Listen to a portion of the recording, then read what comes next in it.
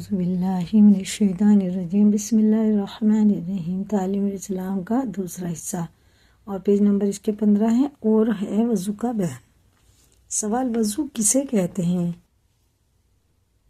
جواب، وضو اسے کہتے ہیں کہ آدمی جب نماز پڑھنے کا ارادہ کرے تو صاف برتن میں پاک پانی لے کر پہلے گٹوں تک ہاتھ دھوئے، پھر 3 بار کلی کرے، مسواک کرے، پھر 3 بار ناک میں پانی ڈالے اور ناک صاف کرے، پھر 3 بار منہ دھوئے، پھر کونیوں تک دونوں ہاتھ دھوئے، پھر سر اور کانوں کا مسح کرے، پھر دونوں پاؤں ٹخنوں تک دھوئے۔ وضو کرنے کا طریقہ تعلیم الاسلام کے پہلے حصے میں تم پڑھ چکے ہو۔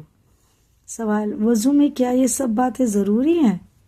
جواب، وضو میں بعض باتیں ضروری ہیں جن کے چھوٹ جانے سے وضو نہیں ہوتا، انہیں فرض کہتے ہیں، اور بعض باتیں ایسی ہیں جن کے چھوٹ جانے سے وضو ہو جاتا مگر ناقص ہوتا ہے، انہیں سنت کہتے ہیں، اور بعض باتیں ایسی ہیں کہ ان کے کرنے سے ثواب زیادہ ہوتا اور چھوٹ جانے سے کوئی نقصان نہیں ہوتا، انہیں مستحب کہتے ہیں۔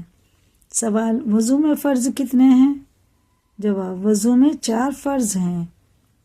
اول، پیشانی کے بالوں سے ٹھوڑی کے نیچے تک اور ایک سے دوسرے کان تک منہ دھونا۔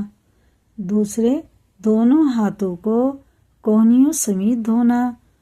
تیسرے، چوتھائی سر کا مسح کرنا۔ چوتھے، دونوں پاؤں ٹخنوں سمیت دھونا۔ یہ یہاں تک ہوا ہمارا سبق، اور یہ 4 فرض جو ہیں وضو کے، یہ ہمیں حفظ یاد کرنے، بن دیکھے یاد کرنا، ٹھیک ہے؟ وضو میں 4 فرض ہیں۔ اول، پیشانی کے بالوں سے ٹھوڑی کے نیچے تک اور ایک کان کی لو سے دوسرے کان کی لو تک منہ کا دھونا فرض ہے۔ دوسرے، دونوں ہاتھ کونیوں سمیت دھونا فرض ہے۔ تیسرے، چوتھائی سر کا مسح کرنا فرض ہے۔ چوتھے، دونوں پاؤں ٹخنوں سمیت دھونا فرض ہے۔ 4 یہ فرض ہمیں بن دیکھے یاد کرنا، اس کے بعد یہ سنتیں آئیں گی 13۔